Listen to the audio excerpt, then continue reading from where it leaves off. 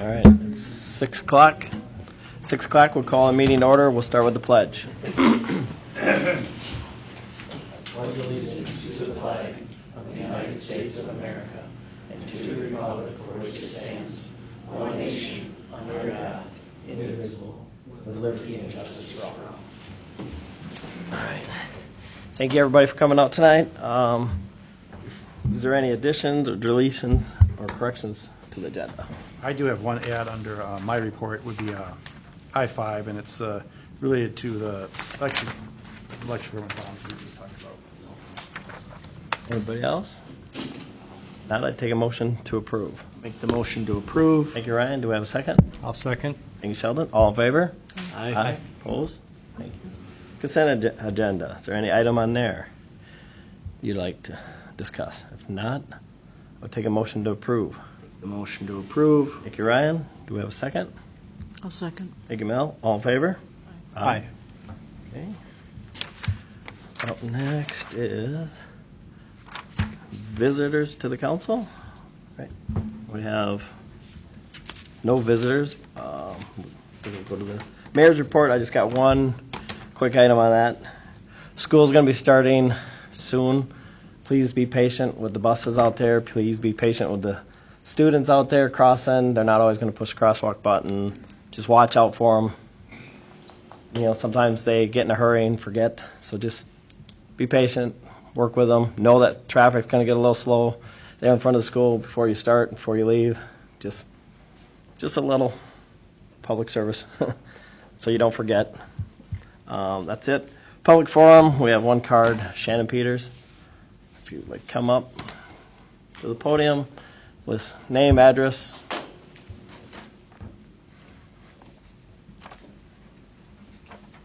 Hi, good evening, everyone. My name is Shannon Peters. I live at 603 2nd Street Northwest. I'm here tonight to voice my strong objection to the placement of the new ground-mounted solar array on the Casson Public Lawn and Library.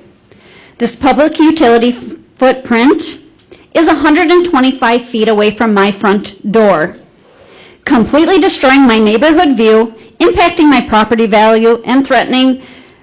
I don't know if you've done a solar glare, reflective glare study. What makes this situation even completely more unacceptable is the double standard. If I, as a tax-paying person, wanted to put ground-mounted solar system in my yard, the city zoning ordinance outright bans me from doing so to protect the neighborhood character. Yet, the library roof couldn't structurally support these panels, so the city gave itself a pass, deciding it's perfectly fine to dump an industrial, ugly footprint on the public lawn right in front of my living room.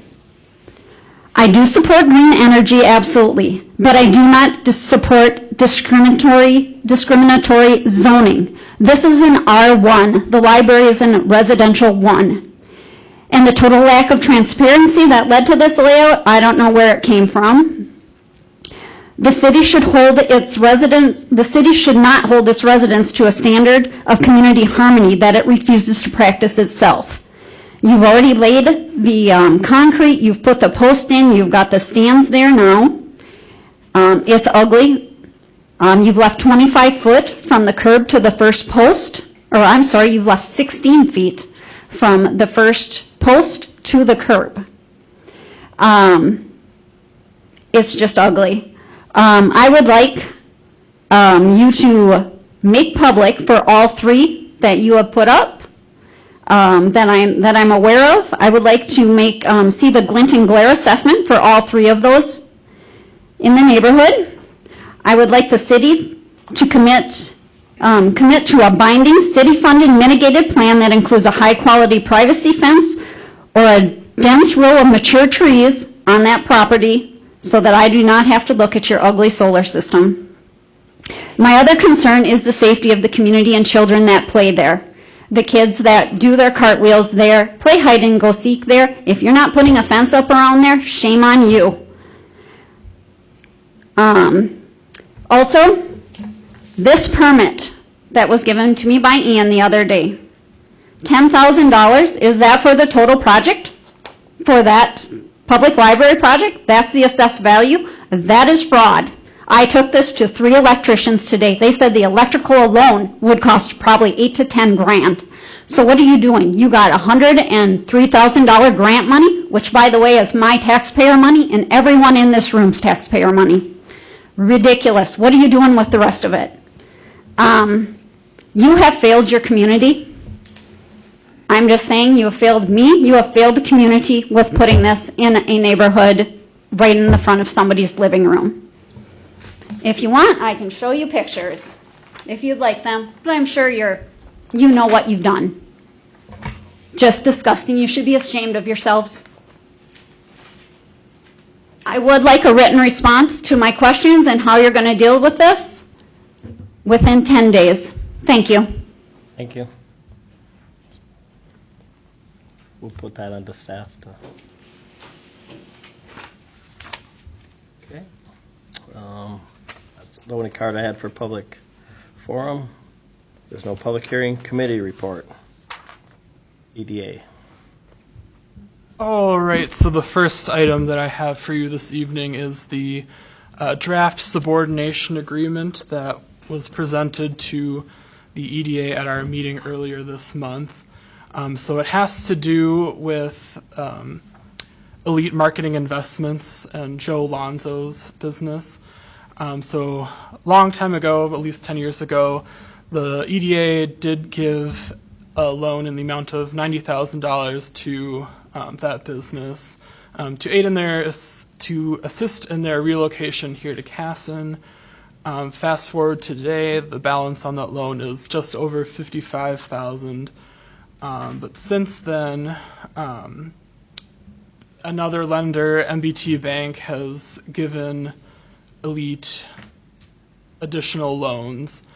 But after all of that, the EDA's mortgage on the property just across the street here, the EDA's position is in first place ahead of all the subsequent liens on the property. So the request here with the subordination agreement would move the EDA from first position down to third position behind the bank's existing loan on the property and the proposed $475,000 letter of credit that would go towards Elite for the purpose of operational expenses.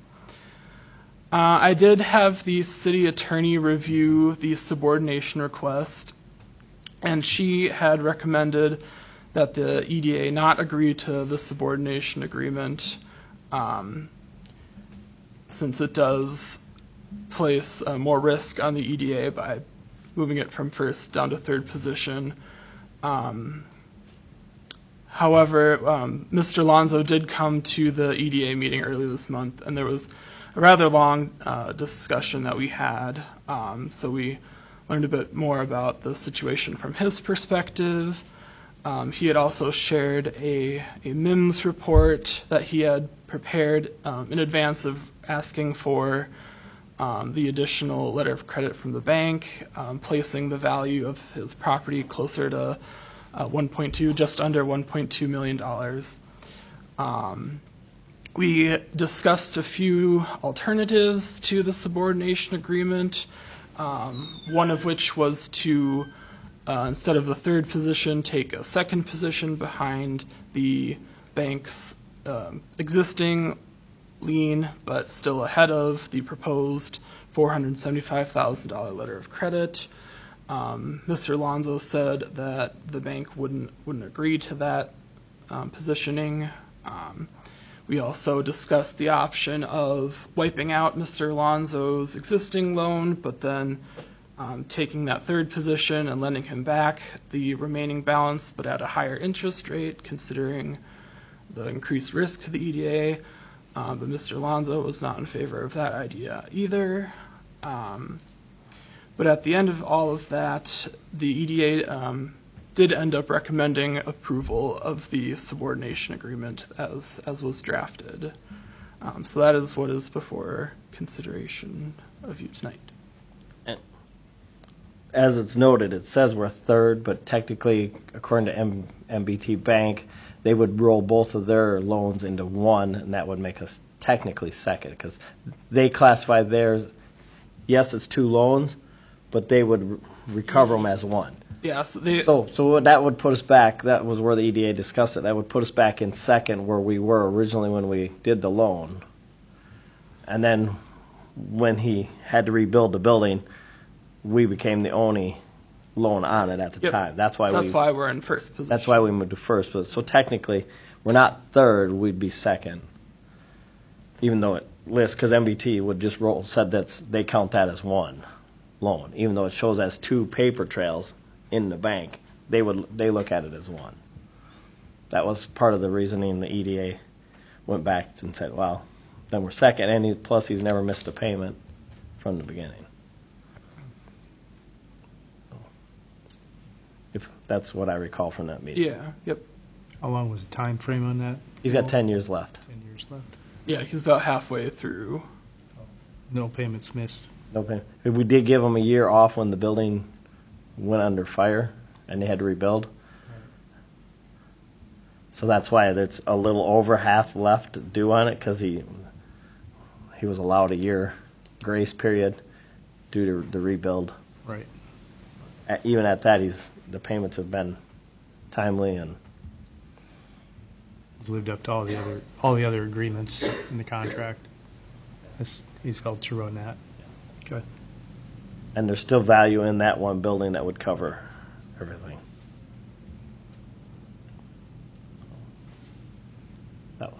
That was the logic of the EDA at the time.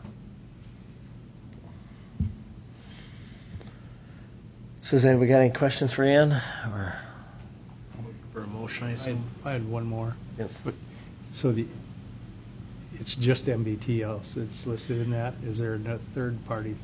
It would just be between MBT and us. Yeah, Okay. there's just those two parties. And then that could move us to second.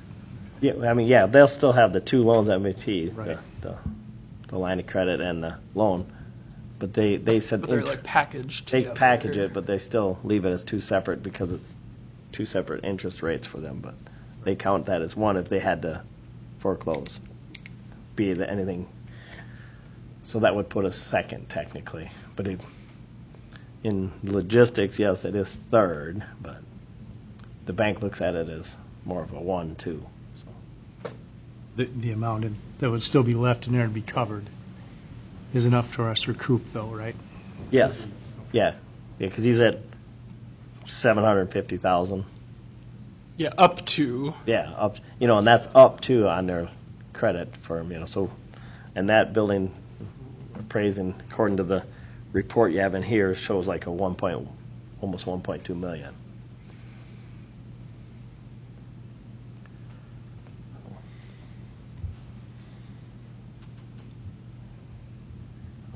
Any other questions or concerns? Not, I guess I would take a motion to approve the subordination agreement. Make the motion to approve the subordinate agreement. Ryan, do we have a second? I'll second it. Sheldon, all in favor? Aye. Aye, opposed? Okay. Next on your EDA ready. Yep. So next item in there is the second half investment going towards Ready. The EDA has been an investor in Ready for a few years now. Through that, we've been a participant in the Communities Council, and we'll call it last year the housing roundtable that was had over in Byron. More recently, we did have kind of a group meeting with the other investor communities just to talk more about the future of the group and strategic planning as far as regional economic development goes. And so at the EDA meeting earlier this month, there was a motion to recommend investing for the second half of this year. So that would take us through the end of this year. You'll see the invoices included in the packet if there's any questions.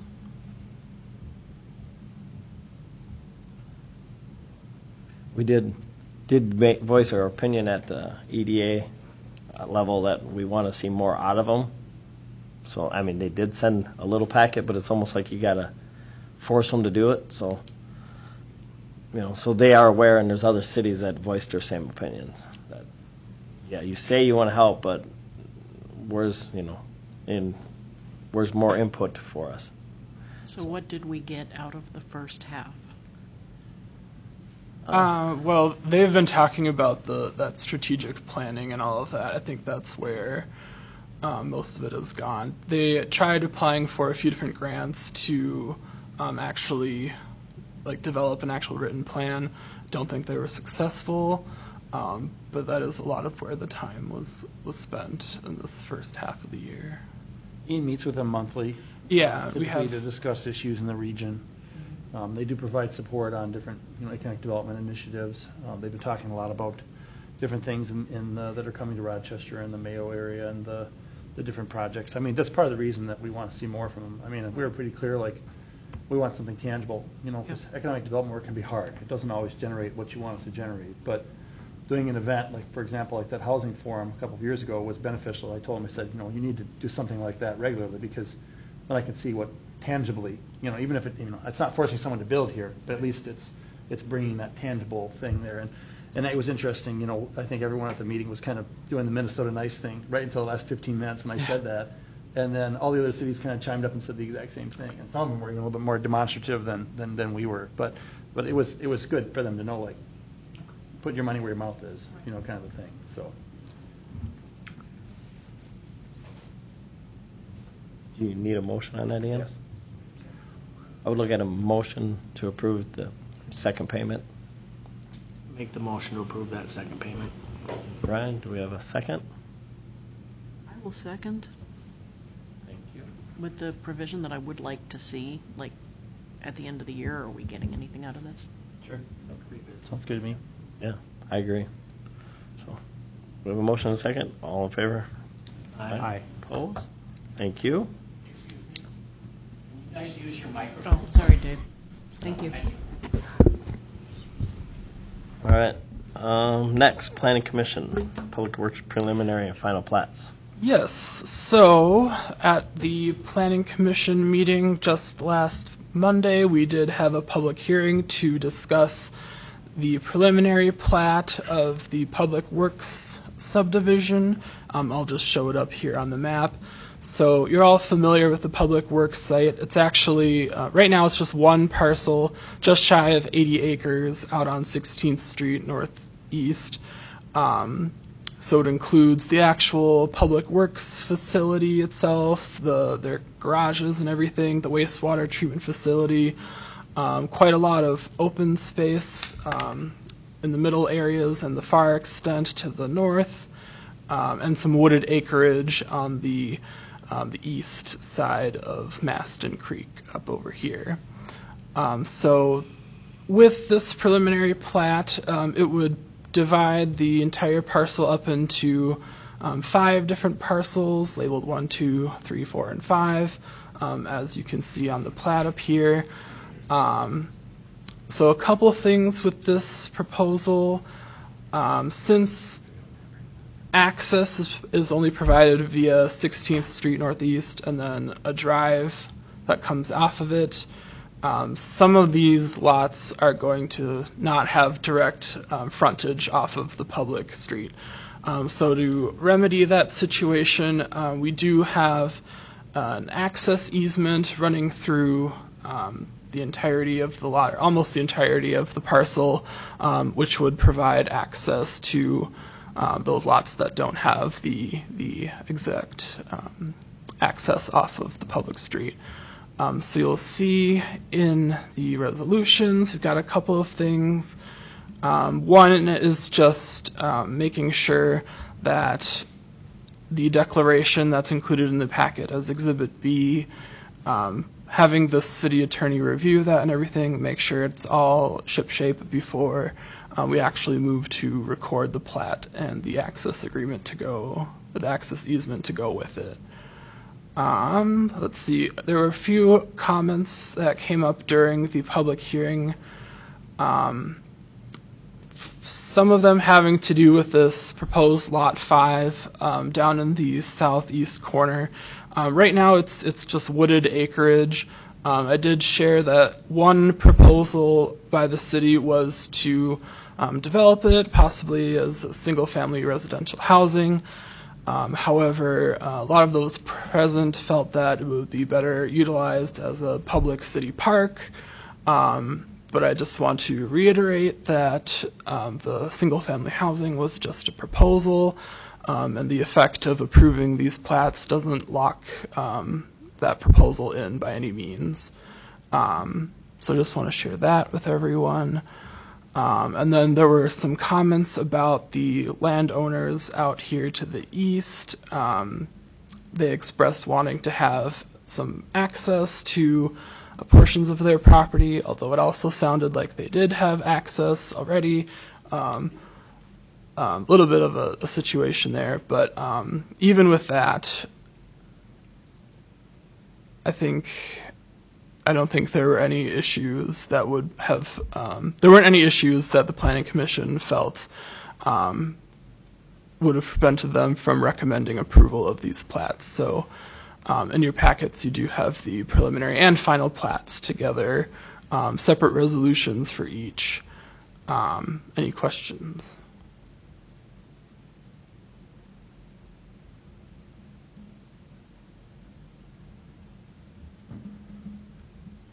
No questions?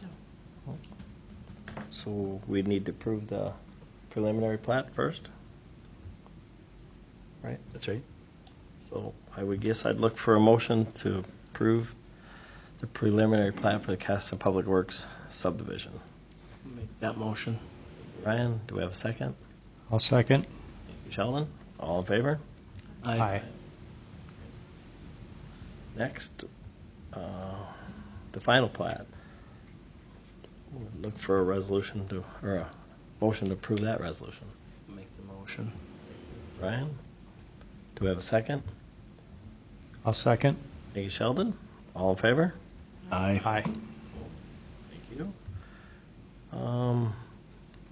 The Exhibit B, the access agreement, you'll need, is there any questions or concerns on that from anybody?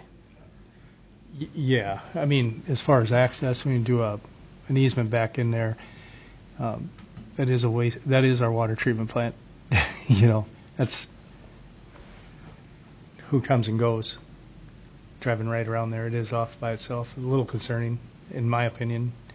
And granted, somebody could go back there, but anyway, there's no gates, right?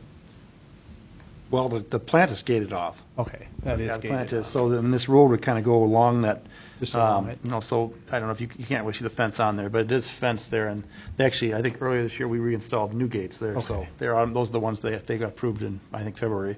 But yeah, so this does kind of head up behind Burt's Butte there, kind of between where they store some of the soil borings and things like that, but yeah. That was the only concern, just little. Well, and it's all property still owned by the city. Correct. And the far lot, that's the farther north, lot 1, is that where the, Yeah, on the west half of that. That's is right. the solar, right? That's right.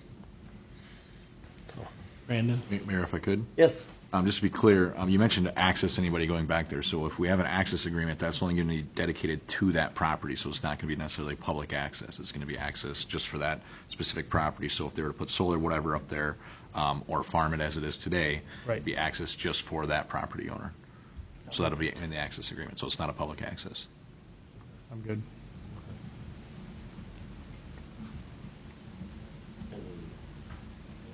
Everybody's gone through and looked over the specifics of the agreement. So with that, I guess I would take a motion to approve. Make the motion to approve. Thank you, Ryan. Do we have a second? I'd second. Thank you, Mel. All in favor? Aye.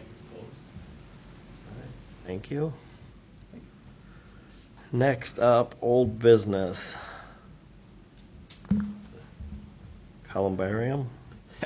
I'll just preface this, and I'll let Linda and Ian take over because, I mean, maybe Linda probably the one here. So this is a project we talked a little bit earlier this year about possibly doing an improvement at the cemetery site by adding columbarium, we're seeing a lot more of the cremations. And so this is a kind of a want, not a need, but we do think it would extend the life of letting people obviously have burials here in Casson. So I think that Linda and Ian work together, and Linda, I'll let you take it over there. She's included the one that she thinks might be the best choice to start with. I think, is that kind of what you're looking at, Linda? It is. It is. That is the one that Ian and I kind of agreed on. The price is on there. We are responsible for the concrete pad foundation that it goes on and the crane rental to, Microphone. Using the Grab your microphone. sorry. We are responsible for the concrete pad that the columbarium will sit on and the crane rental to lower it onto that. Each niche will hold 2. So if there's a couple that want to be together in one, the stones are then etched by the company that we buy this for. They are very reasonable, and that would be, they would, so that all the printing and everything is uniform. It would all go up to that company. This company is in, Crookston, Yeah. A Minnesota company. a Minnesota company.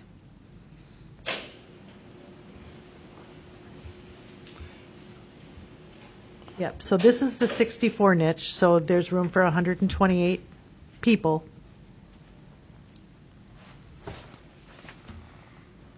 So it I don't averages know out if to you have- about $1,000. What? Averages out to, what's the estimated cost is 64.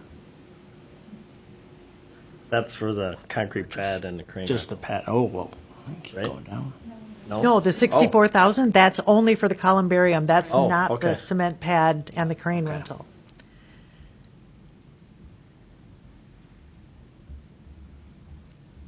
It is more expensive. We would charge more for this too, because right now a cemetery lot is $775. We were thinking if they bought a niche, to raise it up to $2,000, because then they could put 2 in there, and it would be then like $1,000 per person, but charge $2,000 for each niche. The cemetery is nothing that we ever make money on. We're lucky if we ever break even. But Tim found, where did you find the money?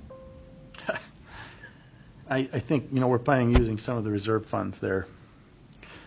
It's one of those things where, people come and they still want to be buried here if they can be. And, you're running out of lots that are desirable lots. And like I said, we're seeing the cremation. So, like I said, at the end of the day, it's a want. It's not something that you have to approve. I think it isn't going to necessarily cost the taxpayers anything. We'll use the reserve funds from the cemetery. But, if you don't want to do it, that's fine too. It's something we've talked about for a couple of years, just sort of kicked around, and, the question is, do we want to pursue it or not? And if we don't, then, I think staff has brought you what they found, and We've put new fencing in. We've tried to keep making updates. This sounds like a good one if we can use. right, our goal is to try and keep that as attractive as it can be, and I think, we've been able to do that over the last couple of years for sure. How many? We're not out of lots. We have a lot left. There's a lot along the trailer court side that are on that side. There's some on the west road down towards the front, and there's some back in the southeast corner. I mean, we must have 300-400 lots left. Right. How much? We have a lot. How much space does this take up? I mean, how many lots would we have to take out of lots and turn to this? We would only take out 1 block, which is 8 lots. 8 lots. Okay. We'd put it towards the front by the storage building there. Why did you pick 64 versus the 96 or 8? Cost. Cost, okay.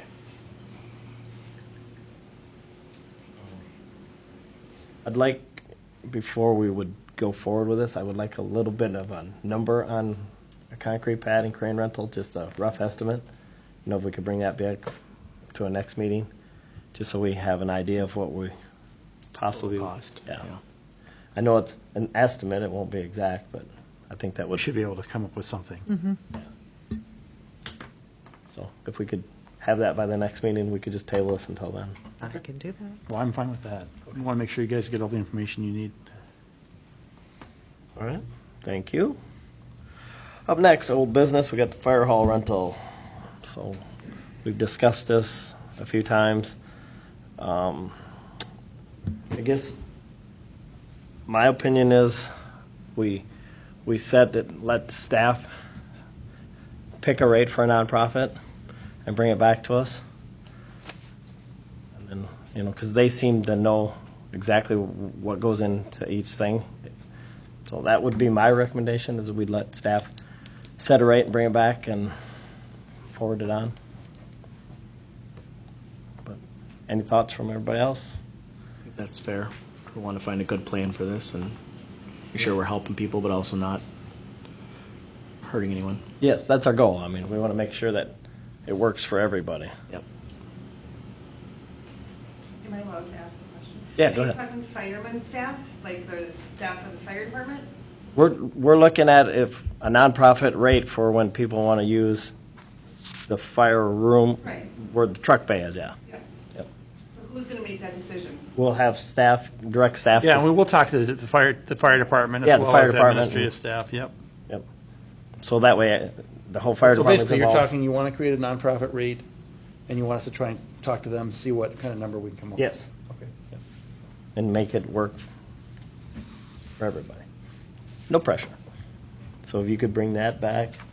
And if anybody has any other questions, I mean, I guess that, you know, what we talked about it last time, and I know, you know, it's a question of, do you want to do the nonprofit rate or not? I think we do. I think we do. I think we have enough interest from folks for that. Yeah. So I think that's probably fair. And then, I know Linda has been looking at it, and she's talked with, you know, people about things too. And so, yeah, I think that should be something that we can come up with. And, you know, the biggest pushback is going to be from folks who are from the general public, who are going to say, well, why do we have to pay, which is probably going to be more, you know, if they're using the same facility. I mean, that's just so you're aware, that's probably the biggest pushback would be is, well, if I'm doing X, Y, and Z, why do I have to pay more? And I mean, I think, you know, the argument has to be, well, the nonprofits are providing a service to the residents or to the community. And that's, if somebody came in, that's what I would tell them. I'd say, well, that's why the council decided to do a nonprofit rate as well as the regular rates. Yeah, do we set that, where do we draw that line on the where the nonprofit go? That would be an important thing to me. Is it local kind of a thing? That would be, Well, I mean, that's the hard part, like, Is it- because if you set a nonprofit rate, it's not going to matter whether it's, you know, the folks at CareShare or one of the other, you know, local ones, or if it's, you know, the Eagles Telethon or something like that. You know, I mean, I think you probably have to just kind of have one, I mean, because Yeah. you don't want to do an out-of-town nonprofit or something. I just think you get to be two. Well, But we were adding a caveat that they have to have the firemen there. Yes. They're hiring the firemen, so as long as the firemen are there, Right. that's the That's- caveat that goes with these nonprofits. because it is the fire department's equipment, and they have to maintain it, move it, bring it back in, and be there to supervise it. That was the We want whole, to make sure they're 100% comfortable with yes, what's going on. because I know the fire department is said in the past that they didn't want to Well, rent That's to the reason certain we weren't places. able to support the, you know, function last year from the Post-prom. school. You know, the post-prom, because Right. it didn't fit very well with what the fire department wanted to have, so. Yeah. So, So just so that I'm crystal clear on this, I mean, both of these instances, the Fire Relief Association is gaining a benefit because of the sale of alcoholic beverages. What happens if we have a group that wants, a nonprofit, that wants to come in and use the entire facility, but they are not selling alcoholic beverages, and therefore there's no benefit to the Fire Relief Association? That's where the caveat comes in, where as long as the firemen are there in some, hired as some, Okay, for some event, okay, because both the Blaine Halverson and the Karen Share hire, well, not hire, but have the firemen there, and the firemen get the profits from there. But the firemen are there, and Right. that's where any nonprofit that came in would have to have the firemen there in some capacity. okay. As long as the firemen agree, I would think that they're going to be there in some capacity. I don't know, maybe they'd have firemen, I don't know, watching bounce houses, or I don't know, Yeah. something Some of other that, I mean, than, the it fire doesn't department's gonna have have to to talk sell to us. alcohol. They're gonna have to communicate with us, like saying, okay, yes, we're gonna be there. They're okay with it.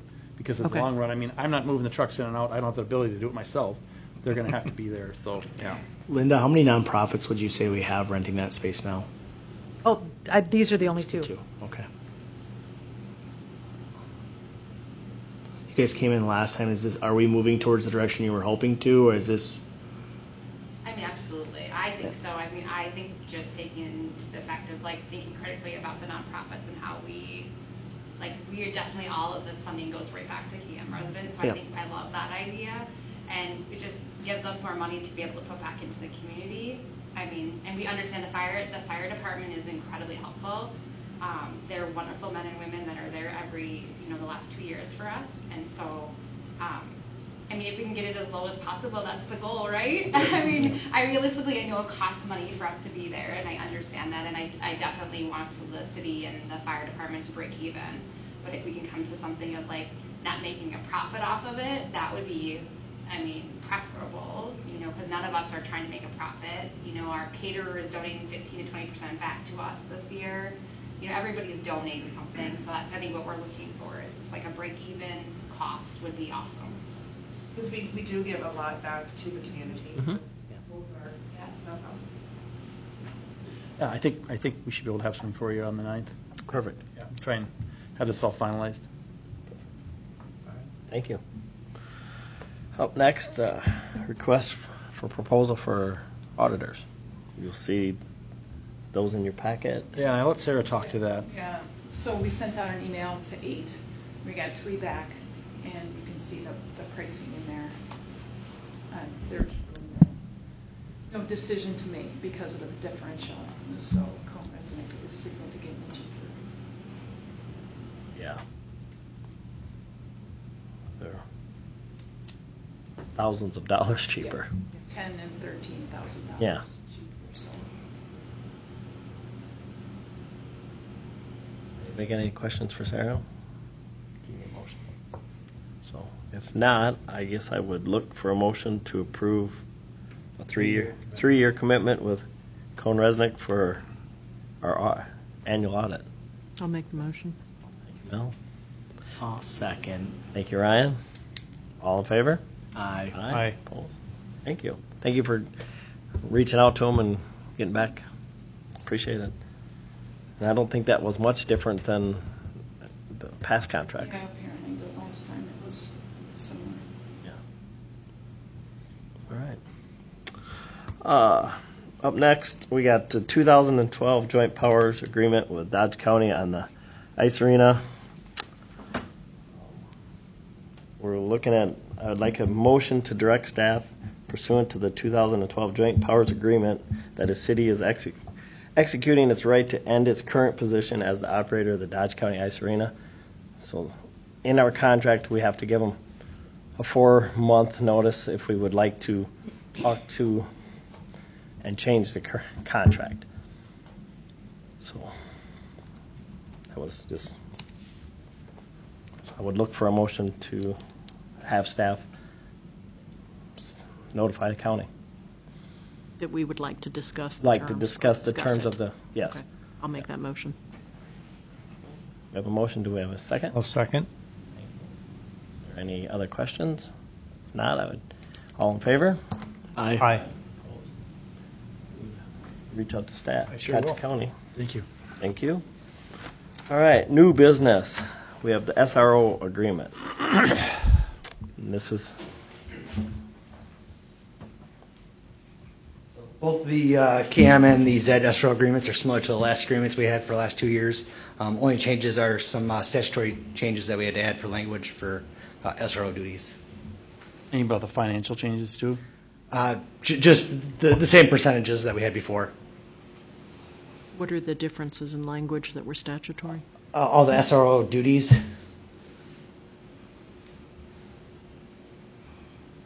Which we were already doing that stuff. It's just reporting it into the contract. is this a 2-year contract? 2 years each, yes. Just as a reminder, the cameras don't turn on while they're in the building talking to kids. When they wear their cameras, those So aren't. that's up to them if they want to activate it Okay. for some reason. Yeah, So if they okay. think it's, could be a criminal event, Okay. then they would. But Yeah. it's not recording 24/7. Yeah, okay. And the schools has gone through the contract? Cam has already agreed to it, and said they have their next meeting. Okay. Okay. That's meeting tomorrow. Sorry. Okay. I work there, so I'm like- Okay. Does anybody else got any questions for the chief on the SRO? Okay. Do we have to approve of both, or one and You then can one? make one motion to approve both the Z Okay. SRO agreement and the KM SRO agreement. So I'd look for a motion to approve both SRO agreements, one with Casson Manorville School and one was the Zed. Do I have to abstain since I work for the district? Nope. So. I was going to say, if Don't have we any do, interest, then we financial both interest have in to. No, I have SRO no position. As far as I know. No, I don't. Add the bone and get him a camera over there, he'll be all set. You know. I never thought to ask that after 5 years. I probably thought I should have. Okay. Doesn't hurt to ask, but no, you should be good. I'll get in trouble. I'll make the motion to approve. We have a motion, do we have a second? I'll second. Thank you, Sheldon. All in favor? Aye. Opposed? Thank you. Budget presentation. So earlier tonight, obviously, we had our long-range planning meeting with Mr. Ubani. We did meet with department heads, spent a lot of time, and Sarah spent a lot of time meeting with them in data entry, so I appreciate her work on that. I think this is kind of our first look at the budget, and included in your package, you have a couple of items. One is kind of what I call the budget in brief. It's just the top sheet. It shows you the numbers from the library, the general fund, economic development, the debt service, capital levies, as well as the tax abatement levies. And you can see there the numbers. Biggest changes in the budget for 2027 are healthcare. That continues to be an area of increased cost. I think right now, where's the projection, Linda? I think we put in the budget 20%, but Bill was talking 12 to 15. So we're hoping that that can drop down, but I know as council's kind of guided in the past to be conservative with that. So, you know, and last year we did have a really large deductible increase too, which has mitigated some of that. But, so anyway, that's a big increase. The other is the police department with that position, as you're aware, that was added. So there's a little bit larger than standard jump in their budget too. Otherwise, you know, overall, debt levies are flat. You can see there that's not changing much. The library fund does have a little increase too, and part of that is their health care as well. You know, and the tough part about for them is so much of their budget is staff. You know, probably, I don't know, 85% of their budget actually comes down to health care and wages for their staff. And so the truth is, even when somebody just switches from single coverage to family coverage, you know, that's $12,000 to $20,000 a year, depending on what option they pick. So, I mean, you know, the department heads do the best job they can going off of previous years. As you're aware, you know, libraries had some changes in staffing over the last 3 years too. So, and they're going to continue to have some changes in staffing. I don't know. I think we'll get that probably in our next packet. We do have a library staff person who's, you know, taking a different position. So, you know, they do the best they can, but that is why they see a little bit larger jump than normal. Most of it's related to wages and benefits there. So, you know, I think, you know, we're at, you know, a number that's well under where a lot of cities are coming in. I'm happy about that. We expect to get it lower. You know, as those healthcare numbers come in, they firm up. That'll be something that we'll be glad to cut. Otherwise, we do have the Clear document in there, and Sarah can bring it up maybe, or do you have access to bring it up, Ian? I do. And Sarah can talk to any points that she wants to highlight there too. I think it's, you know, you've got the PDF in your packet, but also Yeah, the link's available online. And I think Sent everybody the link. yeah, I think she emailed it out to everybody. We will have that on the city's webpage, and we also will put that on Facebook. So if members of the public want to take a look at the budget, and it's got the audited financials from 25, it's got this year's budget number, and then it has the budget number for 27. So people will be able to see kind of that bar chart and the graphs. They can kind of see where the trend is. We don't have a lot of capital items next year. In fact, you know, there are a number of areas where they reduce their capital costs to a certain extent. And, you know, we're hoping that interest rates come down a little bit, as well as fuel cost. Fuel cost is something that was kind of an unplanned for spike this year. And that's on a federal level. There's not a lot of control we have over that. So some departments see a lot more use of that. Obviously, the police department sees a lot more use there. They also have some more capital items. I know that, and the good news is Josh is going to present that in September. He'll be here. I think we're planning on the police department and also Public Works Parks. So some of the biggest general fund line items will be here to talk about their needs, because there's a lot of technological changes coming for Josh and for the body-worn cameras. That kind of that data stuff is still, I don't want to say it's exploding in cost, but it's going up pretty fast. And we're hoping that if we lock in some longer-term agreements, maybe it'll kind of mitigate some of those costs. But it seems like every year there's another thing the state requires or something like that. So, yeah, otherwise we consider the staff to be fully staffed this time. There is, if you look at the admin budget, we do have some additional money for training there, for additional staffing. We have been notified that one of our staff will be retiring, two of them actually, in the next year or so. But we want to be able to possibly bring some people on a little early to do some training in-house, because last time on the finance department it was difficult hiring outsource. Thankfully, we have some good, clerk kind of employees, possibly maybe able to fill Linda's job internally, but you never know. And we just felt like it would be beneficial to have that budgeted ahead of time, just because we know that those vacancies are coming in the next 18 months. So, I don't know, Sarah, if you have anything else you want to highlight on there. Well, if you want. But yeah, take a look at it. We'll have those department head presentations in September. As I said, hopefully, would we know when healthcare is coming in? Did we get that Oh, that's earlier not date? coming till October. Okay. I know in the past we haven't gotten until a little later. Next year, we're going to change it, so we get our numbers in July. We're going to change it to a December 1st start date. I'd like to see some of the highlights.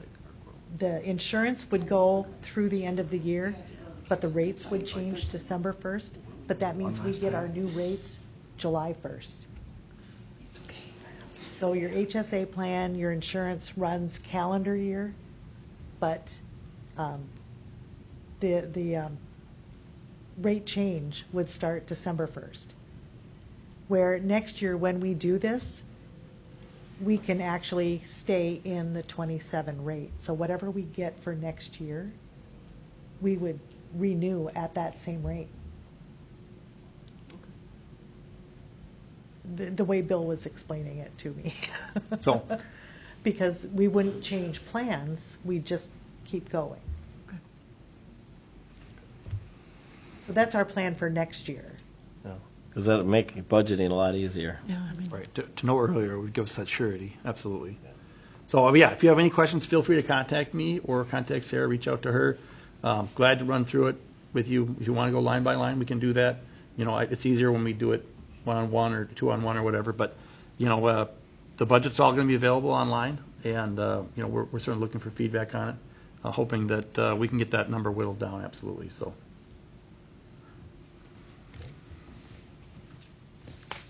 All right, thank you for all that work on that. Next, administrator's report. Sure. I'll just highlight a few things here. Kind of LGA announced the new amounts there. Our numbers are pretty flat. They didn't do any increase at the state level, so it's pretty flat. But thankfully, that's been certified, so we'll receive that funding for next year. That still is a good chunk of change there. State revenue tops the forecast by about $400 million in July. So Minnesota Management and Budget released their report. So it sounds like their numbers are stabilizing. So that's a positive. Obviously, they'll have their late November, early December report, and they'll use that for their next 2-year budget. So the state's kind of in the middle of their biennium budget. The 27 street and utility projects, thankfully, we're coming to a close. Hopefully, right? Give Brandon some thanks there for pushing and prodding people along. But Southwest Reconstruct, that's been all paved. The bottom coat is anyways. They haven't got the top coat on as far as I know yet. A lot of the sod's been laid out there. Main Street seal coating and striping, as far as I know, it went very well. We had some folks who say, a lot of the work got done before businesses even opened up in the morning, so that was great. I think it looks really sharp. They did widen the parking lanes, so we're really happy about that. So that's done. Water tower project, to be honest with you, the water tower itself has made a lot of progress. We're still kind of waiting on the booster station, and that's a matter of when that shows up, they can hook it up and we can actually get things going, but that's something that Brandon can probably answer before me, and maybe he can't even, because it's kind of that's the tough part of the market. September kind is supposed to be coming. So. Yeah, so hopefully then. Otherwise, the Reagan Edition, if you've been up that way, They've made a ton of progress up there, too. Their retaining wall's almost finished. A lot of units have been built. I haven't been in. I'd like to get in and see what one of those units look like, because it's good to be able to talk about it. Same thing for the Fourth Lane Flats apartment building. That has some occupants. I don't know how many yet, but it's up and operational.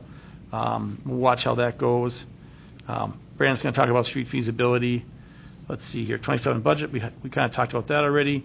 I did include some numbers in the packet from Dodge Center's audit. So their ambulance fund performed well last year, so that's a plus. I've got a note in here. In the past we contributed $5,000 for training equipment. Last year we contributed $12,000. If the city council would like to continue to contribute at that higher level, certainly you can direct me to. We can certainly see if we can find some funding for them. Planning and zoning, talked about that, and then the farmers market, which we'll talk about during the roundtable at the end. So that's my report. Then I've got a couple other things in here. As I said, I've mentioned the Dodge County. Yep, my Dodge County ambulance audit numbers there. We've got our conservation report from the electrical system, the report from the state revenue projects, and then one of the items we talked about with Mr. Bubani tonight would be that I-5, the electrical borrowing. And basically what I'm looking for from council is direction if you'd like to proceed with that this year or not. Otherwise, I need to let folks know that we're not going to be proceeding with the electrical borrowing. We kind of will change gears. Included in your package, you do have I-5. You have that staff report. Basically, what this funding would be going for would be the substation on the north side. Last month is a good example where we had that during the fair. Excel had a transmission line fail, and I think Casson was dark pretty much for 2 hours, up thereabouts, from about 6 o'clock until 8. There are a couple points of failure in that system, and that was a big one. Obviously, we run off of Excel's transmission system. In the case of this substation, we'd be looking at it going off of SIMPA's transmission. SIMPA's Southern Minnesota Power, they're based out of Rochester. So we think it might give us an opportunity to have a little bit more diversity in the power supply for the city. Still can't guarantee there's never going to be a failure, obviously, when they have a major transmission line goes down like that. But that's what the money's for. That's what it's going toward is that substation project. So I know for us, we're looking at direction is the council, if we can get a motion to move forward with that, that's what we're looking for. Mr. Bonney's kind of run some of the numbers, and he's got it here for you. We won't be increasing rates for it. It's a matter of we have prepared for that funding-wise. So we think it's a good project to provide more reliability for the electric grid. And where is it going again? Well, that's one of the reasons we approved that plat there for the Public Works. It would actually be going north of the Public Works building. And so there's the Public Works building that fronts off of 16th Street, and then there's a building behind that that's kind of long, and it's got like the salt sand storage. That's the electrical building right now where they got most of their stuff stored. So it would be going north of that. So what we'd end up doing is, right now we tap off of on 16th Street, we tap off of the Excel sub there. So what we would do is we would run a high voltage transmission from that substation, the new one, down onto SIMPA's line, which also runs along 16th Street. And then that would run over to the Byron sub where their line goes, and then their line proceeds into Rochester. They also have a 161, so that's a 69 kV. I know we're using terminology here. 69 kV is the lowest level of high voltage transmission. The next level would be 161. So they also have a 161 line that runs along the railroad tracks. So if you go out, if you can kind of almost, you can see it from 14 when you go. So the idea would be in the future, eventually, he talked about a second borrowing, potentially. The idea would be to create a ring around Casson. So you'd have two substations. You'd have one off of the 161 line and one off of the 69. So that if you did have something happen, for example, a tornado or something like that, where it knocks out one of those substations, what you can do is you can shunt the whole city onto the other one, and then you would have that reliability so you wouldn't see a failure with the system. So obviously that's in the future, but we do think that it would be beneficial in long term for the community. So, because even with all the efficiencies, the power demand is not going down. We're still seeing quite a bit of growth. So,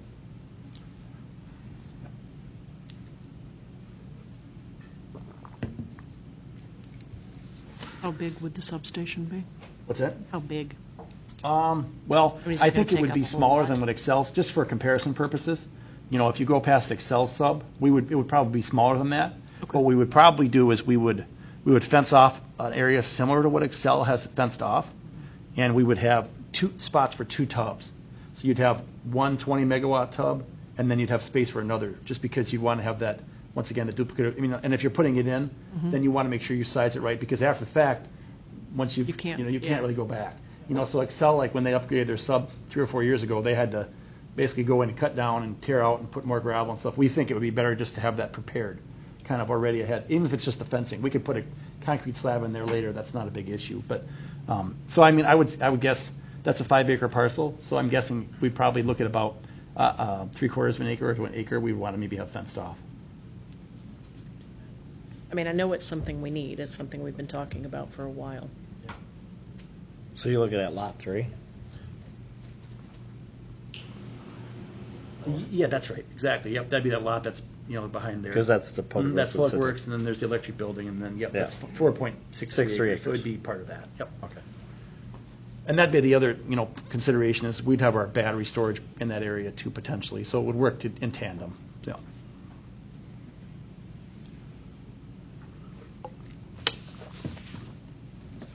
What are you looking for something tonight? So, yeah, if I can get a motion to proceed with preparing a borrowing, you're still going to, as you know in the past, Mr. Rubani will bring the documents in, you'll have an opportunity. If something doesn't look right, then at that time, we wouldn't proceed with it. But we want to get that so that I can kind of task him to get moving on that, do a rating call with Sarah and with Mike, and then we'd, be able to set that up. So probably early this fall, maybe October, we would try and commit that borrowing so that it gets on the calendar before the end of the year.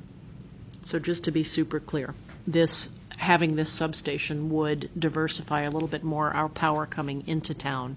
It would provide backups for emergencies like we had with that. Absolutely. And I it mean, would- that's probably the biggest plus to it is, in an emergency, if SEMPA's line failed, you could still run off of Excel if you needed to. Right. Right? And that's, 3/4 of the year, we don't have a lot of issues. Fall, winter, spring. Castleton's a Summer. very heavy loaded summer. Yeah. It's air conditioning users. And so we go all the way from 2.5 megawatts of load on a kind of a quiet day in the winter, all the way up to 14 megawatts potentially of load in the summer. So, I mean, it's a, big difference. But yeah, I mean, that's where we want to just provide that option for the residents, so. And all this borrowing, this comes out of the electric fund. That's right, yeah. And it's something we do the rate study every 5 years for. We prepared for it for a project of this nature. Kind of, that handout he's given you, kind of breaks down where we anticipate it would be around $630,000 a year in borrowing, payments. But that's easily covered by our free cash flow in the electric system right now, so. Because I just wanted to make sure that people know that if we were looking at it, it's not coming out of the levy, it's coming out. Oh, absolutely not, no. Electric. Totally separate, and that's not why we run the utilities the way we do, so. Anybody else got any questions for Tim? Concerns? I just think it might be a good idea. This town isn't getting any smaller. And that's one of the things that creates a big problem in the near future, I see, without having an upgrade. With that, I would look for a motion for staff to move forward with the Electric system borrowing. electric system borrowing. Make that motion. Thank you, Mel. Do we have a second? I'll second. Thank you, Sheldon. All in favor? Aye. Thank you, everybody. And that's all I've got. I think that was enough. Okay, up next, we have the engineer's report. All right, more big items. So before we jump into the 2 items on the agenda, just wanted to note, water tower painting, the painting contractor is looking at it, city staff citing the location of the Casson logo, so I think I sent council location, one on the south face, northeast, and northwest corner of the tower, 3 logos similar to the way the other 2 are painted. So unless council provides other direction myself, and I think I'll have Ian come out tomorrow morning after our staff meeting, we'll cite those with the tower contract unless you guys have other directions or thoughts, so. I just have a question. Yeah, Ryan, he's school's out, so Ian, you're off the hook. But Yeah. No, have you worked with other cities that have looked at selling space on their water towers? we do sell space in our water towers for communications. Logos. No. Marketing. I'll be quite honest, like a personal level, I'm surprised we haven't put banners and electrical LED sponsorships on our water tower, to be quite honest with you, but that's just kind of my thing. It's a thing now, and I was just wondering if that's, I haven't seen any towers that have had it. Okay. I'm surprised that we haven't, to be honest with you. yeah. I know we rent space on them, but I'm more marketing based. Yeah, I didn't know if that was something that was coming down, or if you've heard of other cities that have I'm looked into surprised it. it's not, or even just, logos for, whatever. Businesses, yeah. Mhm. No, we Not haven't that we seen it. want to, but if it brings in revenue, I didn't Yeah. know if it was something that's becoming the norm. Community-based fence. Business it is. Yeah. Just a question. Just lighting them is the only thing that we've seen from the ground up. Yeah. Rosemont's, St. Cloud's, got a nice one that's lit, and then we lit one from St. Charles too. Yeah. along the interstate there.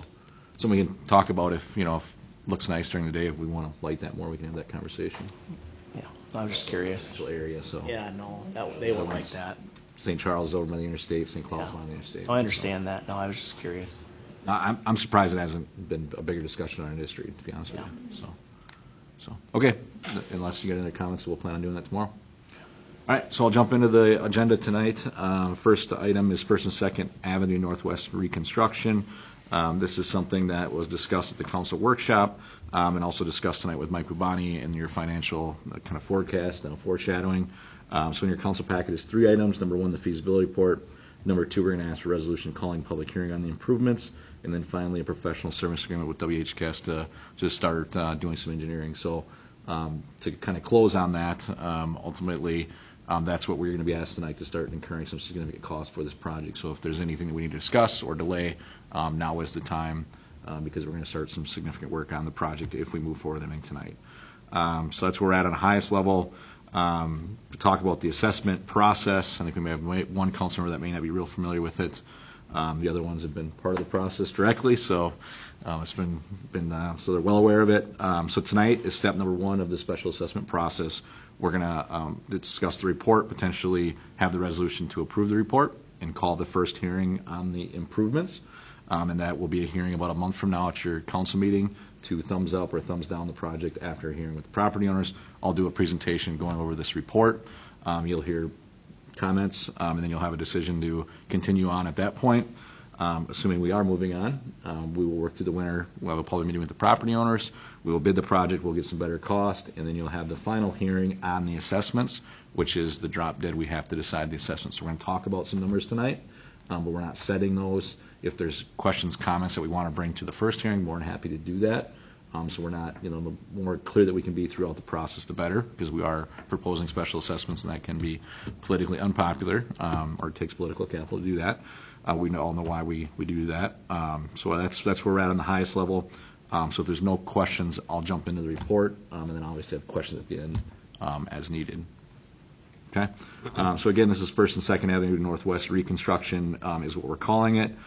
This is ultimately, and there's a figure, one in the report, but is bounded by 3rd Avenue to the west, which has been recently reconstructed in 2017. Main Street to the south, that was recently reconstructed in the early 2000s, so it's not so recent anymore, but generally a newer street, and we've been providing some maintenance on that to maintain that street here, as we talked about tonight.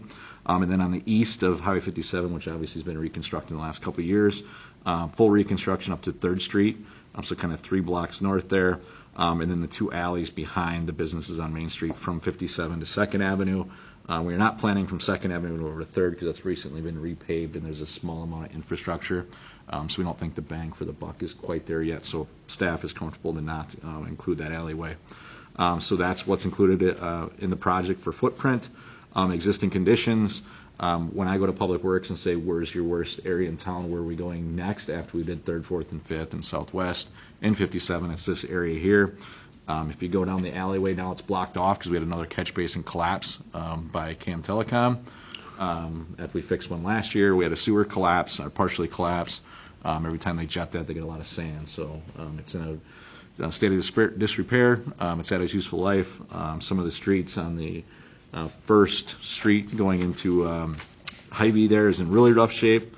So ultimately that pavement is in rough shape, so we're looking at replacing that. That's existing condition. Proposed construction, very typical of the previous reconstruction we did in 3rd, 4th, and 5th, or Southwest. Full reconstruction, rebuilding the roadway, drain tile behind the back of the curb, sub-drain services, so we don't have some pumping to the street, new curb and gutter, driveways, new sewer, water, increased storm sewer system to prevent flooding and reduce the frequency of flooding, like we've done in typically all of our reconstructions. There is some notes here. We ultimately stubbed out some utilities from 3rd, 4th, and 5th, and 57 to accommodate that, including some larger storm sewers. We're kind of setting this project all up, ready to go. And then we also have some long services that kind of go down the boulevard. We'll extend some mains out. We did that, a lot of that on 3rd, 4th, and 5th to ultimately, so property owners don't own services all the way to a side street, to kind of square them up and have them a traditional service. There's a couple blocks that are don't have sidewalk. There's some gaps there, specifically on First Street, that we're looking at filling. And if you look, jumping ahead to the schedule, we do have a public meeting coming up, so that's some of the things we'll talk about. If you continue with the first hearing, we want to ultimately sit down with those property owners and have some conversations on what they feel about sidewalks. We feel pretty strongly it's in a downtown district. There's heavy pedestrian uses there directly to our local Hy-Vee, so we have included that in our cost estimates. But again, tonight we're considering a report. We'll work on final design. We'll be back as we proceed. Street right-of-way and easements, nothing really discussed there of importance. Plenty of cost. You can see we're at about $4.7 million project. That includes everything. As we sit today, of again, an engineer looking at something in a short amount of time, just come up with general costs there. And then recommendations and schedule. We do have a city assessment policy of 30% of the total roadway. That's what we applied on 3rd, 4th, and 5th Southwest.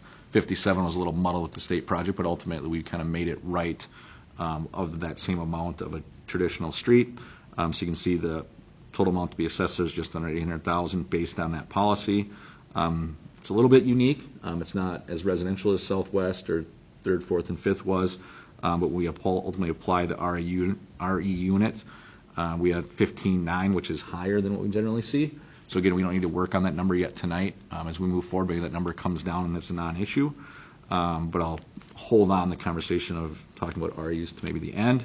But ultimately, we are proposing REUs. We can consider that because we are ultimately assessing some of the alleyways, so maybe we want to do that a little differently. It's going to be a discussion later on tonight or in the future.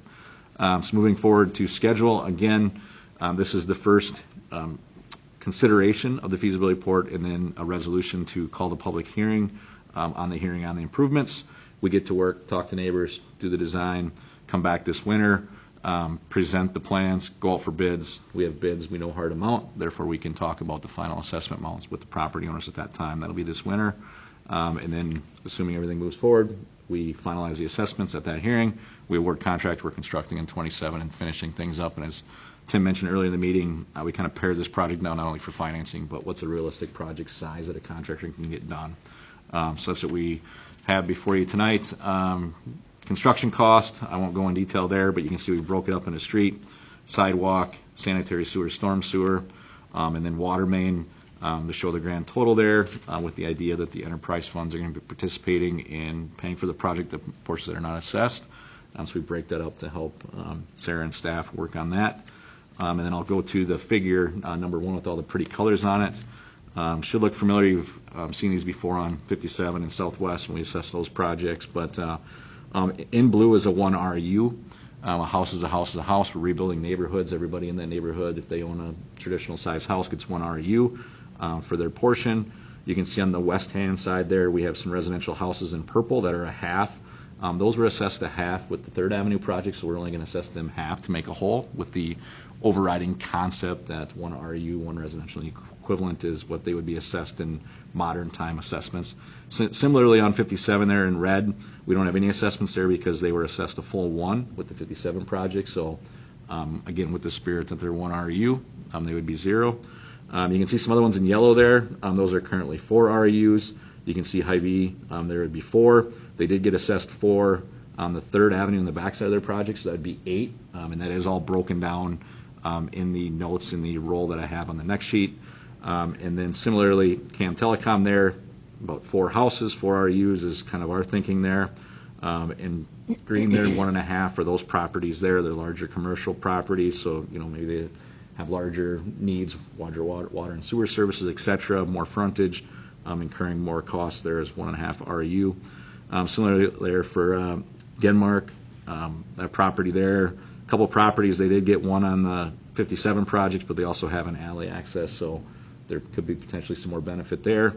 And then all the properties along abutting the alley as a half RU, they were assessed with Main Street. All their sewer and water services come off of Main Street, but they do have an alley access. So the thought there is there's some benefit to having a new alley and storm sewer through there. So I've assigned that to half. We struggled internally on kind of what we'd recommend, so I think that could be a point of discussion, but I think it should be something. It should not be zero is going to be our recommendation. So if it's a half, 0.25, a full one, that's unfortunately, as a council, you guys get to make those hard decisions. I can only recommend. So that's where I fell in as a half. I thought that was a good starting point, and ultimately where we were at, and we came up with the RUs we came up with. So again, we'll have, so we move forward tonight, hearing, we can start talking about these RU concept with property owners. This is above and beyond what technically we have to share with them, but myself as an engineer, to get the numbers, I have to do it, so let's share it and get it out there early. We've done that on other projects, and then we can start kicking things around on where things land after the fact. So that's the pretty picture of the RUs. Breaking that down again to RUs, you take the 30% of the street cost, calculate your RUs, and then come up with the assessment. And then I do have some notes in there because it is important. We're even going to send notices to the ones that were zeros because they're part of the projects. I want it to be crystal clear. We owe it to taxpayers and these property owners why they'd get zero or why somebody'd be off the hook, if you will. Well, they're not off the hook. They got it when we did 57. So that's why the notes are on there, to be transparent, so then you could start sizing up why, why is Hy-Vee only 4? Well, they got 4 on 3rd, 4th, and 5th, so they're technically an 8. So if 8's the number, well, then let's roll with it. If the council directs otherwise, we can adjust, and then obviously when we have the final assessment hearing, they can object to that in person, and then we can even adjust it at that point if needed. So that's the gist of what we got. Again, the assessment rule, I won't go into that unless you like to go into more depth, but that's the feasibility report. And I'll pause there, Mayor. If anybody has any questions, happy to answer them. Does anybody got any questions for Brandon? Okay. We're good? All right, easy enough. Well, then, like I said, there is a resolution to calling the public hearing on the improvements. Ultimately, a resolution laying out that you've considered it, deemed it necessary to ultimately move forward with this hearing.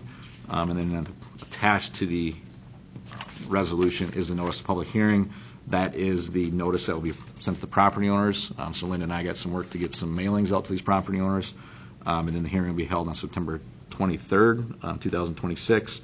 And the impact of the assessment will also go in the newspaper. So the special assessment process is pretty rigorous, and we will send notices to property owners in the newspaper based on the assessment role that you guys have considered. So I'd ask for your consideration of that resolution. Okay.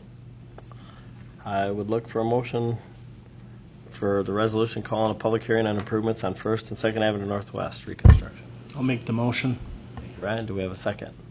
I'll second. Thank you, Mel. All in favor? Aye. Aye. All right, thank you. All right, and then last related to this item is our engineering contract to ultimately do the engineering from start to finish, meaning survey all the way through the construction, including the work that we just did here tonight. So you can see that professional service agreement in your council packet.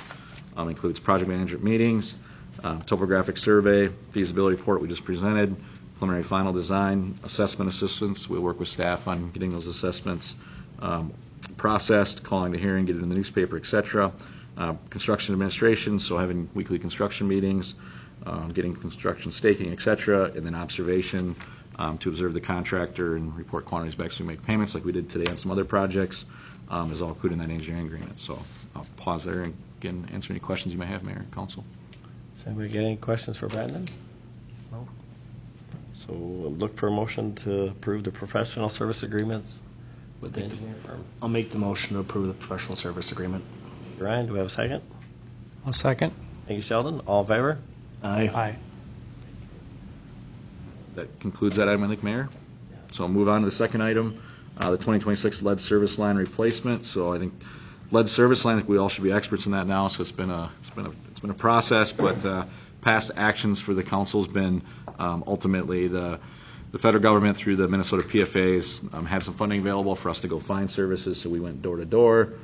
Through our sump pump inspection program, we had some self-reporting activities. We did some work on the back end, looking at newer houses. So we ultimately found some services that have, in our cases, galvanized. We don't have any lead, but galvanized is the same as lead in their eyes. to be ultimately replaced. You approved us to move forward with engaging the PFA to ultimately secure some funding to get the replacement. So tonight, I'm asking for your consideration of a resolution to award the bid for the 2026 lead service line replacement project. So you can see there the low bid is CAM Excavation at $195,841. And I'm sad to report CAM Excavation has nothing to do with KM. It actually is a contractor out of Mankato. So I thought we were getting a local person, but we are not. And you can see I had 9 bids there as we bid the project on Tuesday. So we surprisingly have seen a fair amount of these contractors bidding the work, which is good. KM Excavation also got Manorville's project, so we're going to be working with them, but they're relatively newer. Some of the recent references I've checked out, so we're prepared to recommend them to award tonight. With that said, I will note on the bottom paragraph of the resolution, it does say conditional approval for the Minnesota PFA, which is ultimately paying for this project, and is ultimately you are resolving tonight that the proper city official are authorized to execute that agreement with the PFA, which we don't have in our hands yet. So unless you're uncomfortable with that, I think myself and staff are ultimately looking for you guys to approve this with that condition that we will assign that agreement or are authorized to sign that agreement with the PFA to ultimately get reimbursed for this work. There's a small chance there's to be some cost associated with this project, but I don't think we're there yet. If things don't go well, which we're a little uneasy about, but it is what it is. We think most of it will be reimbursed, but if we don't refine some other things, we'll have that conversation. But not too concerned about that yet. So I'll pause there, answer any questions. So there's a cap on the amount that you can do per service. So depending on what we find, and that we have some construction contingency, we may exceed that, which is $25,000 a service. We're like at 18 right now. So there could be some fluctuation on how the bids ultimately are paid out. So if we exceed that cap, but we're not expecting it, but there is a cap on how things work out. So we have, I think, 10 in there, and you can see it's less than that. So,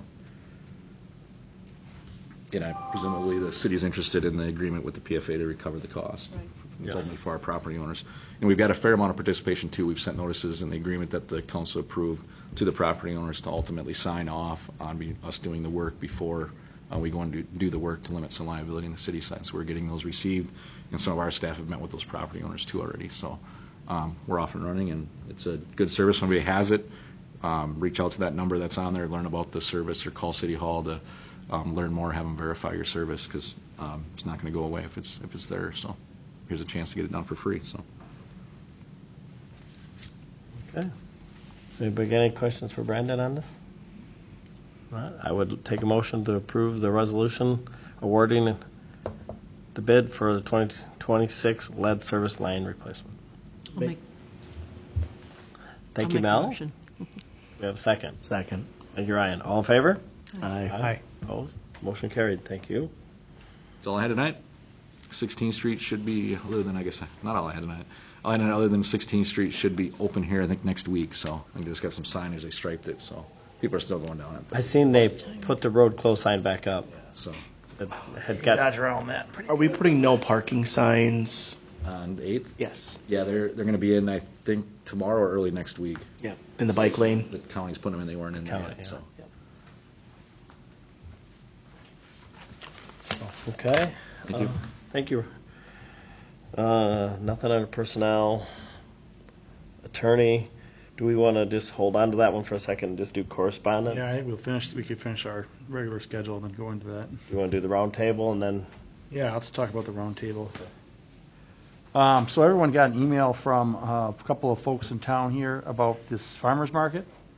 At least I think everybody got there. Did everybody take a look at that? So they asked in that email to talk about it, and I had corresponded with, and I think I CC'd you on that. Yes.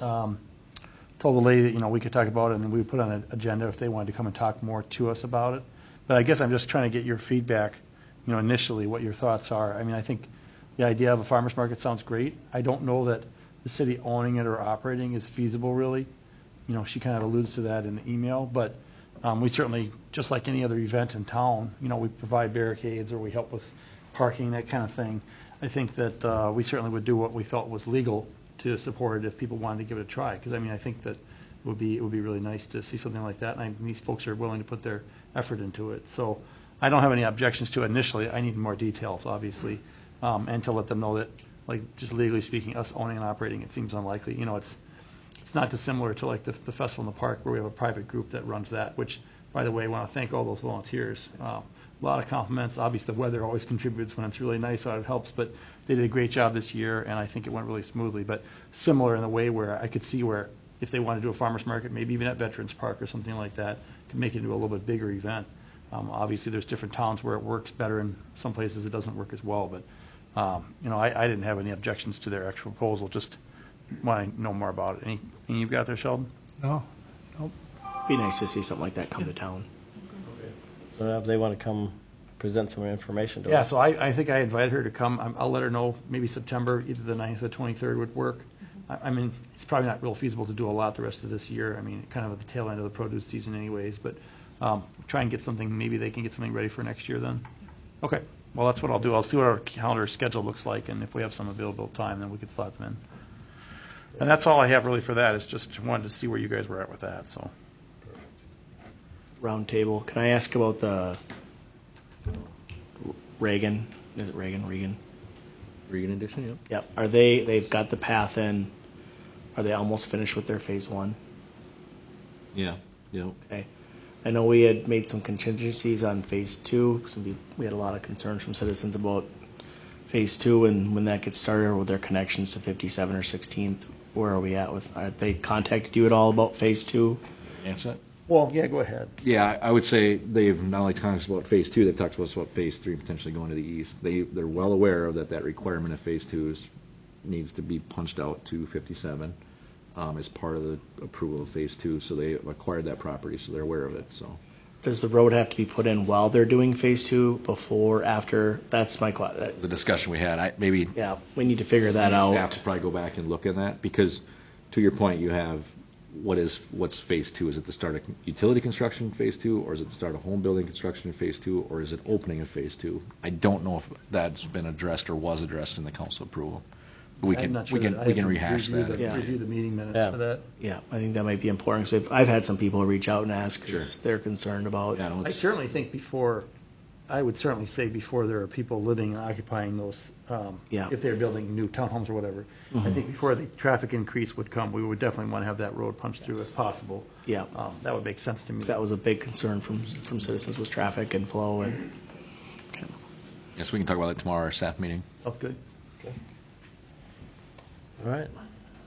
That's it, then. I'll thank everybody for coming. We will be doing a closed session. You're more than welcome to stay in another room while we're having our closed session discussion and come back. If not, thank you for coming tonight. Tim, you know what to do. Fine, hang out, fine.